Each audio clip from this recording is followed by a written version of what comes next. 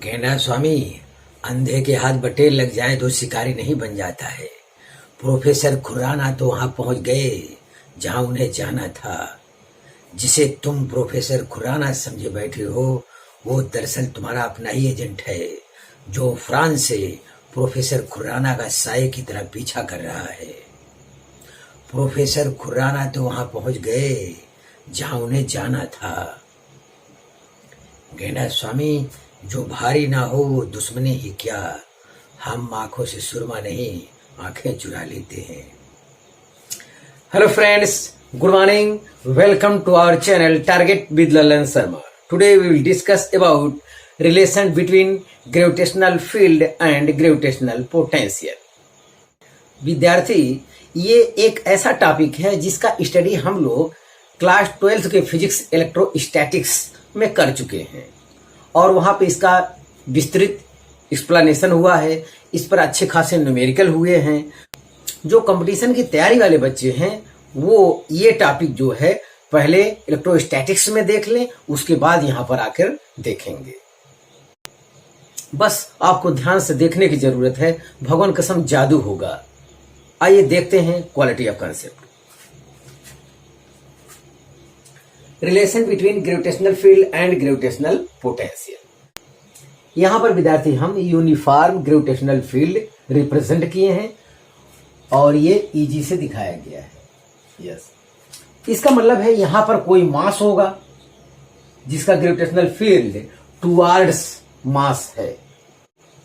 अब gravitational field में हम 2 पॉइंट ए और बी लेते हैं, इनके बीच का डिस्टेंस आर ले रहे हैं।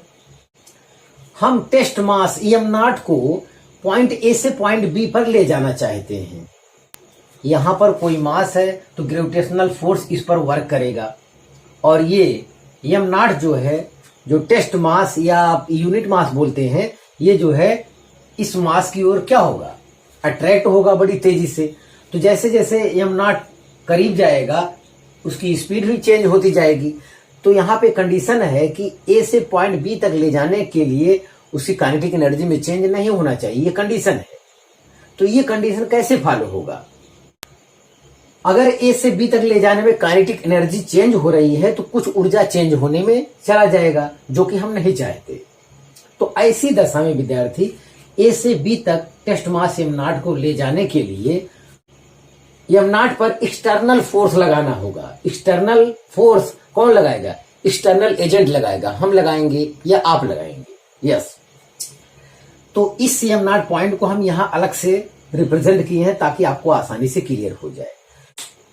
m0 पर ग्रेविटेशनल फोर्स वर्क करेगा। Gravitational force Fg vector is equal to m0 Eg vector. मतलब ग्रेविटेशनल फील्ड के डायरेक्शन में ही ग्रेविटेशनल फोर्स वर्क करता है। अब ये कहां से आया है, ये यहां से देख लेते हैं। Intensity of gravitational field is equal to gravitational force upon test mass m0 या यूनिट मास।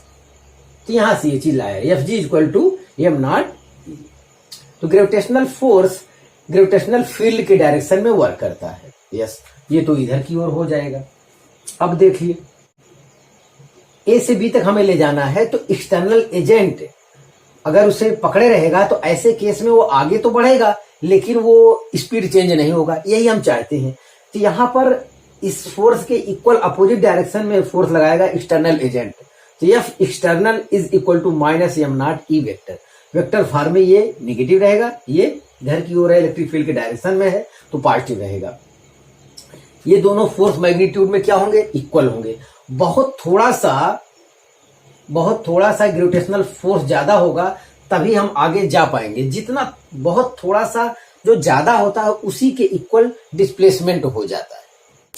यहां पे देखा जाए, external force is equal to minus m0 Eg vector. मतलब Eg मतलब ग्रेविटेशनल फील्ड वेक्टर और डिस्प्लेसमेंट वेक्टर मतलब पॉइंट ए से पॉइंट बी तक टेस्ट मास को ले जाना है तो कितना डिस्प्लेसमेंट कवर करेगा, आर वेक्टर हो गया। यस। तो work done by external agent, external agent को m0 मास को ए से पॉइंट बी तक ले जाने में कितना वर्क करना होगा? तो force into displacement, force F external equal to है minus M naught E g into R vector. ये हो गया यहाँ पे। अब कह रहा है from definition of gravitational potential difference. विद्यार्थी यहां कहा गया जरूर ग्रेविटेशनल पोटेंशियल, इससे पहले वाले वीडियो में आपको एक कंसेप्ट बताया गया है। ग्रेविटेशनल पोटेंशियल कहा जाए तभी आप मानेंगे ग्रेविटेशनल पोटेंशियल डिफरेंस, क्योंकि वास्तव में ग्रेविटेशनल पोटेंशियल डिफाइन नहीं है, जो डिफाइन है ग्रेविटेशनल पोटेंशियल डिफरेंस। यस, तो from definition of gravitational potential difference, तो ए से बी पर ले जाते हैं टेस्ट मास को, तो वीबी माइनस वीए होगा, वीबी माइनस वीए होगा।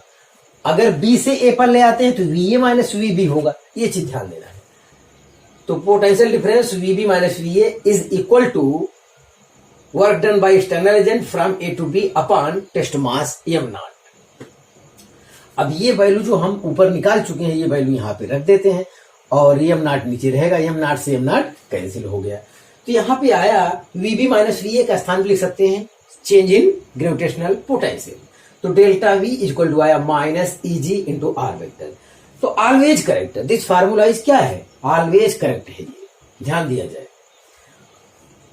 अगर ये जो आर वेक्टर है जो इतना बड़ा है, बहुत छोटा से ले लें, डी आर ले लें, तो ये भी फार्मूला ऑलवेज करेक्ट है। ये एक ही है, बशर्ते पॉइंट ए और पॉइंट बी काफी क्लोज हो, पास पास हो। तो DV equal to minus EG vector dot D R vector. आप जानते हैं डॉट प्रोडक्ट जो है स्केलर होता है। इसका जब मान लेते हैं ग्रेविटेशनल फील्ड वेक्टर के रूप में आपको पता है, डिस्प्लेसमेंट आपको वेक्टर के रूप में पता है, तो इनका डॉट प्रोडक्ट जो करेंगे वो भी क्या आएगा, स्केलर आएगा, क्योंकि डॉट प्रोडक्ट क्या होता है, स्केलर होता है। यस, तो यहां पे ये नेगेटिव है। ऑलवेज करेक्ट लिखा है। दिस फार्मूला इज क्या है, ऑलवेज करेक्ट है। ये आपकी जानकारी में होना चाहिए।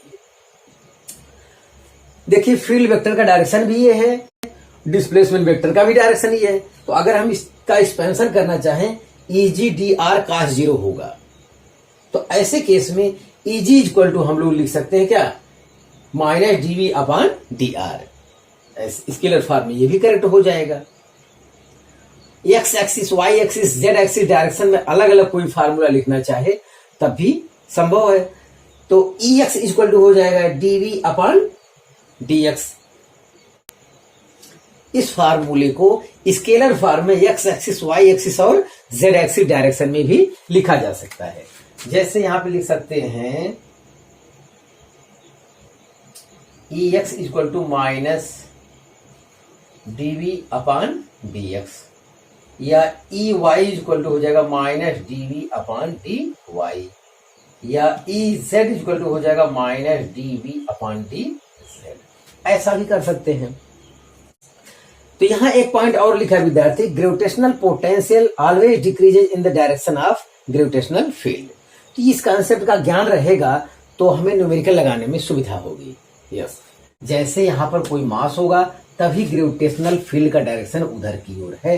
यस, कोई मास होगा तो वो मास मान लेते हैं क्या होगा, कैपिटल एम होगा।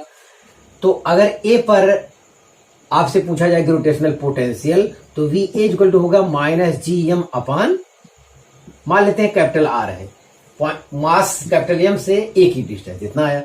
और बी पे पूछा जाए तो minus capital G M upon small R होगा, मान लेते हैं। तो बी से नजदीक हो गया ना ये। यस, तो आर की वैल्यू, जब स्मॉल आर की वैल्यू छोटी रहेगी तो ये वैल्यू बड़ा आएगा। निगेटिव में बड़ा होना मतलब छोटा होता है, ध्यान दें। और निगेटिव में छोटा वैल्यू वो बड़ा होता है, ये चीज ध्यान देना है। तो देखिए बी का पोटेंशियल क्या हो गया, और कम हो गया। तो ग्रेविटेशन, यहां वही चीज लिखा है, बी पर पोटेंशियल और कम हो गया, तो वही यहां पे लिखा है gravitational potential always decreases in the direction of gravitational field. तो ये चीज यहां पे आपको बताना है।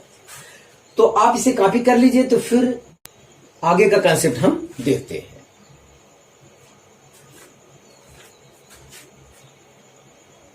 हाँ विद्यार्थी, आगे का कंसेप्ट देखा जाए, to determine gravitational field when gravitational potential is known.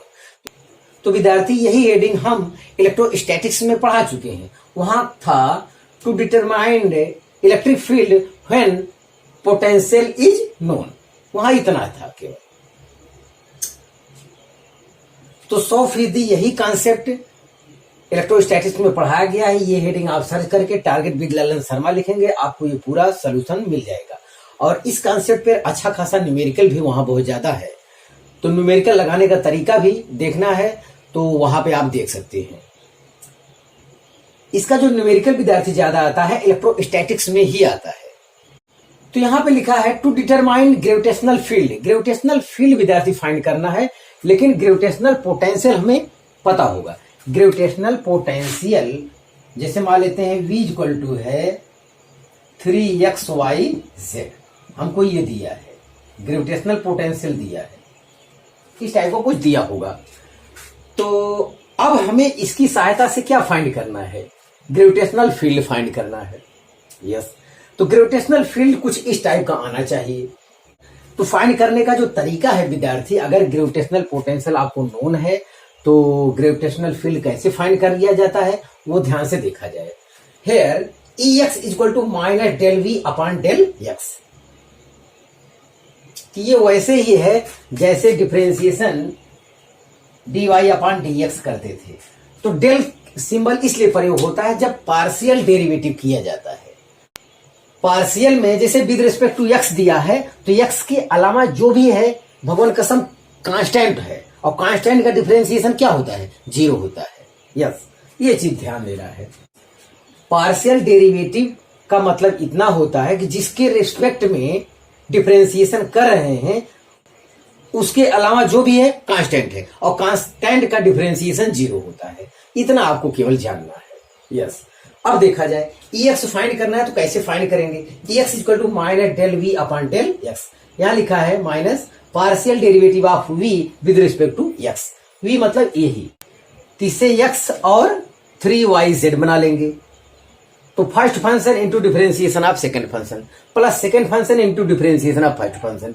तो 3yz क्या है, कांस्टेंट है, तो इसका डिफरेंशिएशन क्या होगा, 0 होगा। तो यहाँ पे जो वैल्यू आएगी वो लिख देंगे, वो Ex की वैल्यू आ जाएगी। हो सकता है उसमें x y z के कोऑर्डिनेट दिए रहे तो वो वैल्यू वहां पे पुट करना होगा, तब जाके ये वैल्यू यहाँ पे निकलेगा। Ey फाइंड करना है, y एक्सिस पर ग्रेविटेशनल फील्ड फाइंड करना है, तो minus del V upon del y। अब की बार y डायरेक्शन में ग्रेविटेशनल फील्ड फाइंड करेंगे तो Ey इक्वल हो जाएगा minus del V upon del y minus in bracket partial derivative of v with respect to y। y के respect में इसका डिफरेंशिएशन करना है, और x और z वो कांस्टेंट होगा, और कांस्टेंट का डिफरेंशिएशन 0 होता है, ध्यान दें। फिर z एक्सिस डायरेक्शन में ग्रेविटेशनल फील्ड फाइंड करना है, तो Ez equal to minus del V upon del z। अब की बार क्या, एक्स वाई क्या है, कांस्टेंट है, यहां लिखा है minus in bracket partial derivative of v with respect to z। तो अब की बार यहां पर z के अलावा जो होगा वो क्या होगा, कांस्टेंट होगा, और कांस्टेंट का डिफरेंशिएशन क्या होता है, 0 होता है। Ex Ey Ez जब आपको मिल जाएगा तो आप इसमें रख दीजिएगा, तो आपको ग्रेविटेशनल फील्ड का पता चल जाएगा। तो यहां से ये आने वाला है gravitational field Eg is equal to minus, यहां से हम कॉमन ले लेंगे क्योंकि सब में निगेटिव साइन आया है, तो एकदम बाहर कर लेते हैं। तो यहां से आएगा del V upon del X I cap plus del V upon del Y J cap plus del V upon del Z K cap. ये वेक्टर फॉर्म में पता चल जाएगा। तो यही आपका अंत में मिलने वाला है।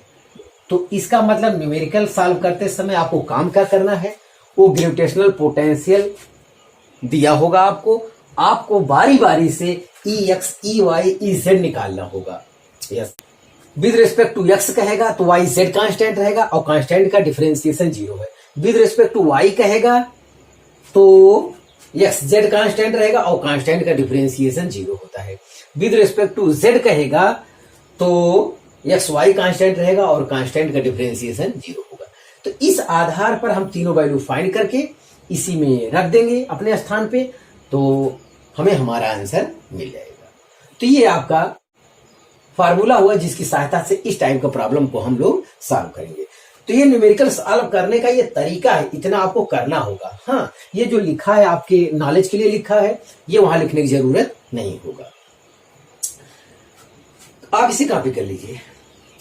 विद्यार्थी, इससे रिलेटेड ग्रेविटेशनल फील्ड वाले चैप्टर में हमको न्यूमेरिकल नहीं मिल रहा है, तो आपसे रिक्वेस्ट है कि जो कंपटीशन वाले बच्चे हैं, इसका इलेक्ट्रोस्टैटिक्स में यही हेडिंग है, वहां पे न्यूमेरिकल सॉल्व करने का तरीका देख लें, सेम वैसे यहां पे किया जाता है। तो हाँ विद्यार्थी, आज बस इतना ही। आप मेहनत से पढ़ाई करते रहें। All the very best.